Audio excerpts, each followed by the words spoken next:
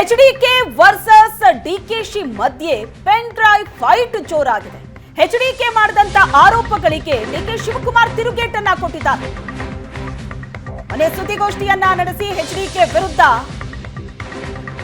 ಡಿಕೆಶಿ ವಿರುದ್ಧ ಎಚ್ಡಿಕೆ ಮಾಡಿದಂತಹ ಆರೋಪಗಳೇನಿತ್ತು ಆ ಆರೋಪಗಳಿಗೆ ತಿರುಗೇಟನ್ನ ಕೊಟ್ಟಿದ್ದಾರೆ ಡಿಕೆ ಶಿವಕುಮಾರ್. ರಾಜೀನಾಮೆಗೆ ಒತ್ತಾಯಿಸಿದ ಎಚ್ಡಿಕೆಗೆ ಡಿಕೆಶಿ ಟಾಂಗ್ ಕೊಟ್ಟಿದ್ದಾರೆ. Kumaraswamy king of blackmail ಅಂತ ಕರೆದಿದ್ದಾರೆ ಡಿಕೆ ಶಿವಕುಮಾರ್. ಪೆನ್ ಡ್ರೈವ್ ಕಥಾನಾಯಕ, ಡೈರೆಕ್ಟರ್ ಎಲ್ಲವೂ ಎಚ್ಡಿಕೆ. ನನ್ನ ಮೇಲೆ ಆರೋಪ ಮಾಡಿಲ್ಲ ಅಂದ್ರೆ ಅವರ ಮಾರ್ಕೆಟ್ ಓಡಲ್ಲ ಅಂತ ಡಿಕೆಶಿ ಹೇಳಿಕೆ ಕೊಟ್ಟಿದ್ದಾರೆ. ಎಚ್ಡಿಕೆ ವರ್ಸಸ್ ಡಿಕೆಶಿ ಮಧ್ಯೆ ಈಗ ಪೆನ್ ಡ್ರೈವ್ ಫೈಟ್ ಬಹಳ ಜೋರಾಗಿ ನಡೀತಾ ಇದೆ. ಎಚ್ಡಿಕೆ ಮಾಡಿದಂತಹ ಆರೋಪಗಳಿಗೆ ಡಿಕೆ ಶಿವಕುಮಾರ್ ತಿರುಗೇಟನ್ನ ಕೊಟ್ಟಿದ್ದಾರೆ. ಏನ್ ಮಾಡಿ ಎದುರಿಸ್ತಾ ಇದ್ದಾರೆ ಎಲ್ಲರಿಗೂ, ಆಫೀಸರ್ಗಳಿಗೆ ಎದುರಿಸೋದು, ಪಾಲಿಟಿಷಿಯನ್ಸ್ಗೆ ಎದುರಿಸೋದು, ಎಲ್ಲರಿಗೂ ಇದೇ ಕೆಲಸ ಎಲ್ಲ ಮಾಡ್ತಾ ಇದ್ದಾರೆ. ಪಾಪ ಮಾಡಲಿ, ಮುಂದಕ್ಕೆ ಟೈಮ್ ಇದೆ ಚರ್ಚೆ ಮಾಡೋಕ್ಕೆ, ಅಸೆಂಬ್ಲಿ ಇದೆ, ಎಲ್ಲ ತಗೊಂಡು ಬರಲಿ, ಮಾತಾಡೋಣ. ಅವ್ರೇನು ಹೇಳಿದ್ರು, ನನ್ನ ಹೆಸರು ದೇವೇಗೌಡರ ಹೆಸರು ತಗೋಬೇಡಿ ಎಂದು. ನನಗೂ ದೇವೇಗೌಡರಿಗೂ ಅವ್ರಿಗೂ ಸಂಬಂಧ ಇಲ್ಲ, ಅವರೇ ಬೇರೆ ಫ್ಯಾಮಿಲಿ, ನಮ್ಮ ಫ್ಯಾಮಿಲಿ. ಪಾಪ ಆತ ಮಗನೂ ಹೇಳ್ದ, ಇವ್ರು ಹೇಳಿದ್ರು. ಮತ್ತೆ ಇನ್ಯಾಕೆ ಉರಿ ಮಾಡ್ಕೋತಾ ಇದ್ದಾರೆ? ಇವ್ರಿಗೆ ಸಂಬಂಧ ಇಲ್ಲದೆ ಒದ್ದು ಕಾನೂನು ಪ್ರಕಾರ ಕ್ರಮಗಳಲ್ಲಿ ಉಪ್ಪಿಂದೋ ನೀರು ಕುಡಿಬೇಕು ಅಂತ ಹೇಳಿದವರು ತಿರ್ಗಾ ಯಾಕೆ ಹಿಂಗೆ ಮಾತಾಡ್ತಾ ಇದ್ದಾರೆ? ವಾಟ್ ಇಸ್, ಏನು ಲಾಯರ್ ಅವರು?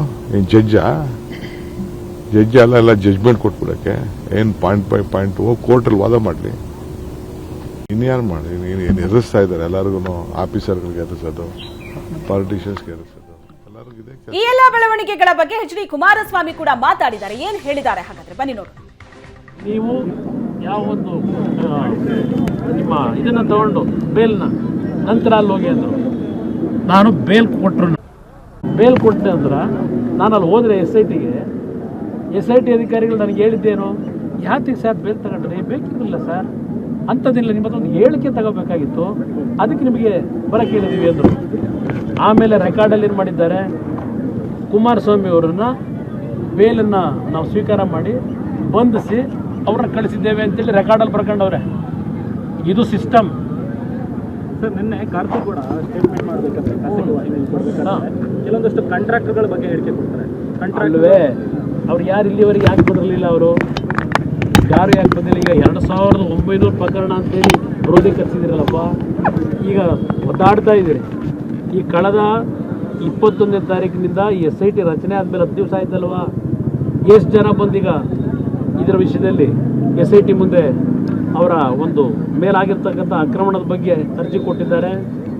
ಫೋರ್ಸ್ ಮಾಡಿ ನೀವು ಪಾಪ ಯಾರನ್ನ ಕರೆಸ್ಕೊಂಡು ಹೆದರಿಸಿ ಅವರಿಂದ ಒಂದು ಬಲವಂತವಾಗಿ ಹೇಳಿಕೆ ತಗೋತಾ ಇದ್ದೀರಿ. ದಿನಕ್ಕೆ ಒಂದೊಂದು FIR ನರಿಗೆ ಕೊಟ್ಟಿದ್ದೀರಿ. ರೇವಣ್ಣ ಅವ್ರ ಮೇಲೆ ಒಂದು FIR ಹಾಕಿದ್ರಿ, ಆ FIR ಬೇಲಬಲ್ ಅಂತಕ್ಕಂಥದ್ದು ತೀರ್ಮಾನ ಆಯಿತು. ಅದಕ್ಕೆ ಇದ್ಯಾವುದೋ ಕಿಡ್ನಾಪ್ ಕೇಸ್ ಅಂತ ತಂದರು. ಅದಕ್ಕೆ ಇನ್ನು ಇದು ಆ ಹೆಣ್ಣುಮಗಳು ಬದುಕಿದ್ದಾರೋ ಸತ್ತಿದ್ದಾರೋ ಯಾರಿಗೂ ಗೊತ್ತಿಲ್ಲ ಅಂತಕ್ಕಂಥದ್ದು ಹೇಳಿದ್ರು. ಎಷ್ಟು ಗಂಟೆಗೆ ಕರ್ಕೊಂಬಂದ್ರು ಅವ್ರನ್ನ ಎಲ್ಲಿಂದ ಕರ್ಕೊಂಬಂದ್ರು? ಮಾಜಾರ್ ಮಾಡಿದ್ದಾರಾ? ಆ ಹೆಣ್ಣುಮಗಳು 4 ದಿನದಿಂದ ಕೂರಿಸ್ಕೊಂಡವ್ರಲ್ಲ, ಅಪಹರಣ ಆಗಿದೆ ಅಂತೇಳಿ ಅವ್ರನ್ನ ಎಲ್ಲಿಂದ ಕರ್ಕೊಂಬಂದ್ರು ಪೊಲೀಸ್ನವರು? ನಿಮಗೆಲ್ಲ ಬಂದಿದ್ದ ಮಾಹಿತಿ ಜೊತೆ ಯಾವುದೋ ತೋಟದಿಂದ ಕರ್ಕೊಂಬಂದ್ರು ಅಂತ. ತೋಟದಿಂದ ಕರ್ಕೊಂಬಂದ್ರ 40 ಜನ ಹೋಗಿ ಆ ತೋಟದಲ್ಲಿ ಸರ್ಚ್ ಮಾಡಿದ್ರಲ್ಲ ರಾತ್ರಿ, ಆ 40 ಜನ ಸರ್ಚ್ ಮಾಡಿ ಅಲ್ಲೇ ಹುಡುಕಿದ್ರ ಆಯಮ್ಮನ ಎಲ್ಲಿಂದ ಕರ್ಕೊಂಬಂದ್ರಿ? ಆಯಮ್ಮನ ಕರ್ಕೊಂಬಂದಿದ್ದು ನಿಮ್ಮ ಹುಣಸೂರಿನ ಕರಿಗೌಡ ರಸ್ತೆಯಲ್ಲಿ ಇರ್ತಕ್ಕಂಥ ಅವ್ರ ರಿಲೇಷನ್ ಮನೆ, ಯಾರೋ ಪವಿತ್ರ ಅಂತೇಳಿ ಅವ್ರ ಮನೆಯಿಂದ ಯಾವನ DSP ಹೋದ ಕರ್ಕೊಂಬಂದ. ಆ DSPಗೂ ಯಾರು ಮಾಹಿತಿ ಕೊಟ್ಟರು? ಇವೆಲ್ಲ ದೊಡ್ಡ ಇಶ್ಯೂ ಇದೆ, ಆಯಿತಾ? ಇದು ನಡೆದಿರ್ತಕ್ಕಂಥ 4 ದಿನ ಆಯಿತು. ಜಡ್ಜ್ ಮುಂದೆ ಯಾತಕ್ಕೆ ಇನ್ನೂ ಪ್ರೆಸೆಂಟ್ ಮಾಡಲಿಲ್ಲ? 12 ಜನ ಆ ಒಂದು ಅಪಹರಣಕ್ಕೆ ಒಳಗಾಗಿರ್ತಕ್ಕಂಥದ್ದು ಅಂತ ಏನು ಆಪಾದನೆ ಮಾಡಿದ್ದೀರಿ, ಅವ್ರ ಕುಟುಂಬದ 12 ಜನಗಳನ್ನು ಕಳೆದ 3 ದಿನದಿಂದ ಕರ್ಕೊಂಬಂದು ಕುಮಾರಕುಂಭ ಗೆಸ್ಟ್ ಹೌಸ್ನಲ್ಲಿ ರಾಜಾತಿಥ್ಯ ಕೊಟ್ಟು ಇಟ್ಕೊಂಡಿದ್ದೀರಲ್ಲಪ್ಪ. ಯಾಕೆ ಇಟ್ಕೊಂಡಿದ್ದೀರಿ? ಈಗಲೂ ಇದ್ದಾರೆ ಅಂತ ಅದ್ರ ಬಗ್ಗೆ ಕುಮಾರಕೃಪದಲ್ಲಿ ಇಟ್ಟಿದ್ದಾರೆ ಅವ್ರನ್ನ, ಈಗಲೂ ಇದ್ದಾರೆ ಮಾಹಿತಿ ಬಂದಿದ್ದು ಹೇಳ್ತಾ ಇದ್ದೀನಪ್ಪ. ಈ ಥರ 12 ಜನ ಕರ್ಕೊಂಬಂದವ್ರೆ ಅಂತೇಳಿ. ಈಗ 4 ದಿನದಿಂದ ಜಡ್ಜ್ ಮುಂದೆ ಕರ್ಕೊಂಡು ಹೋಗಿದೆ. 4 ದಿನದಿಂದ ಏನು ಮಾಡ್ತಾವ್ರೆ? ಆ ಹೆಣ್ಮಗಳು ಕೂರಿಸ್ಕೊಂಡು ಒತ್ತಾಯ ಹಾಕೊಂಡು ಕೂತವ್ರು ಅಷ್ಟೇ ತಾನೆ. ಸರ್ ಮುಂದೆ ನಿಮ್ಮ ಹೋರಾಟ ಹೆಂಗಿರುತ್ತೆ ಸರ್ ಈ ಕೇಸಲ್ಲಿ? ಕಾನೂನು ನಾವು ಇಲ್ಲಿ ಹೋರಾಟ ಅಂದ್ರೆ ಕಲ್ ತಗೊಂಡು ಹೊಡೆಯೋದಲ್ಲ, ಇಲ್ಲ ಯಾರ್ದೋ ಮನೆಗೆ ನುಗ್ಸೋದಲ್ಲ. ನಾವು ಮಾಡ್ತಕ್ಕಂಥದ್ದು ಕಾನೂನಿನ ವ್ಯಾಪ್ತಿನಲ್ಲಿ ಒಂದು ನ್ಯಾಯಕ್ಕೆ ನಮ್ಮ ಸಂವಿಧಾನದ ವ್ಯವಸ್ಥೆಯಲ್ಲಿ ಏನು ಪ್ರತಿ ವ್ಯಕ್ತಿಗೆ ಅವಕಾಶಗಳನ್ನು ಕೊಟ್ಟಿದ್ದಾರೆ ಆ ಒಂದು ನ್ಯಾಯಾಂಗದ ಮುಖಾಂತರವೇ ನಮ್ಮ ಹೋರಾಟ ಇರುತ್ತೆ. ಸಂತ್ರಸ್ತೆಯರಿಗೆ ಕಾಂಗ್ರೆಸ್ ಪಕ್ಷದಿಂದ ಪರಿಹಾರ ಕೊಡ್ತಾರಂತೆ ಸರ್. ಯಾವ ಸಂತ್ರಸ್ತೆಯರಿಗೆ? ಈ ಪ್ರಜ್ವಲ್ ರೇವಣ್ಣಿಂದ ಅನ್ಯಾಯಕ್ಕೊಳಗಾಗಿದ್ದಾರೆ ಅಂತ ಹೇಳಲಾಗ್ತಾರೆ ಸಂತ್ರಸ್ತೆಯರಿಗೆ. ಎಷ್ಟು ಜನಕ್ಕೆ ಕೊಟ್ರಿ? ಈಗ ಎಷ್ಟು ಜನ ಬಂದವರು ಅವ್ರ ಹತ್ರ? ಆ ಸಂತ್ರಸ್ತೆಯರಂತೂ ಈಗ ಪಾಪ ಅವ್ರ ಮೇಲೆ ಅನುಕಂಪ ತೋರಿಸ್ತಿದ್ದೀರಲ್ಲಪ್ಪ. ಆ ಹೆಣ್ಮಕ್ಳ ಮುಖನ ಅಷ್ಟೇ ಮಾಫಿಂಗ್ ಮಾಡಿದೆ. ಆ ಹೆಣ್ಮಕ್ಳ ಮುಖ ಎಲ್ಲ ಇಡೀ ದೇಶದಾದ್ಯಂತ ಪ್ರದರ್ಶನ ಮಾಡಿ ಇವತ್ತು ಅವ್ರ ಬಗ್ಗೆ ಅನುಕಂಪ ತೋರಿಸ್ತೀರಾ ನಿಮ್ಮ ಯೋಗ್ಯತೆಗೆ? ಆ ಹೆಣ್ಮಕ್ಳ ಬಗ್ಗೆ ಇದೇ ಇರುವ ಗೌರವ ನೀವು ಕೊಟ್ಟಿರೋದು ಆಯ್ತಪ್ಪ. ಯಾವ ತಪ್ಪು ಮಾಡೋನೇ ಅವ್ನಿಗೆ ಶಿಕ್ಷೆ ಆಗಲಿ, ನಾನು ಅದೇ ಹೇಳ್ತಾ ಇದ್ದೇನೆ. ಆ ಹೆಣ್ಮಕ್ಳೇನು ಅನ್ಯಾಯ ಮಾಡಿದ್ರು? ಆ ಹೆಣ್ಮಕ್ಳು ಚಿತ್ರಾನ್ನ ಯಾಕೆ ಕೊಟ್ರಿ? ಬೀದಿಗೆ ಯಾಕೆ ಬಿಟ್ರಿ? ಇದು ನೀವು ಅವರಿಗೆ ಅನುಕಂಪ ತೋರಿಸೋದ? ಈಗ ಯಾವ ಆರ್ಥಿಕ ನೆರವು ಕೊಡ್ತೀರಿ?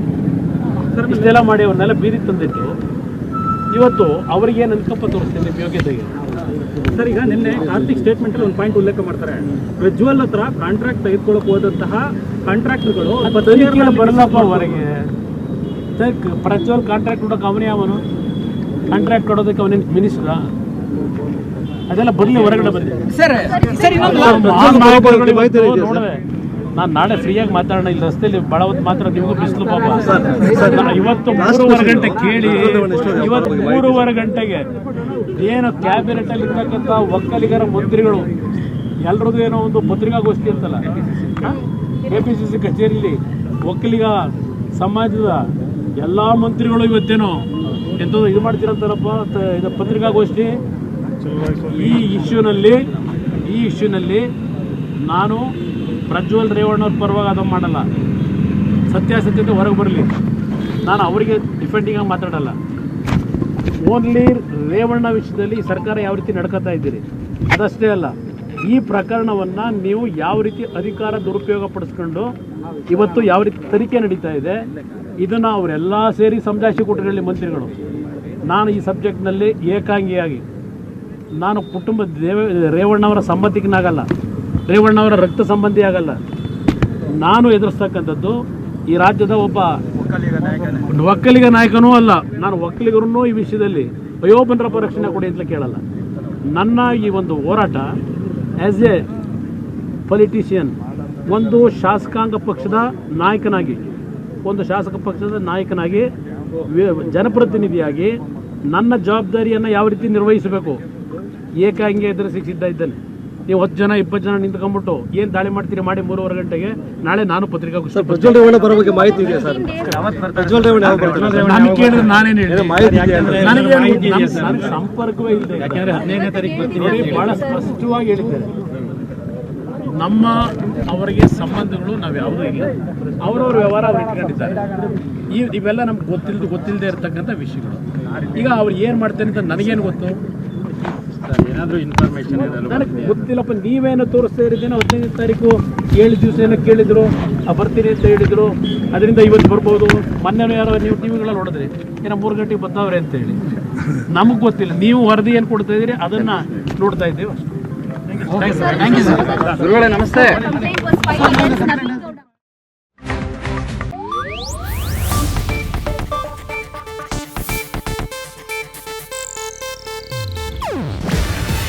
ಇದು ಏಷ್ಯಾನೆಟ್ ನ್ಯೂಸ್ ನೆಟ್ವರ್ಕ್ ಪ್ರಸ್ತುತಿ.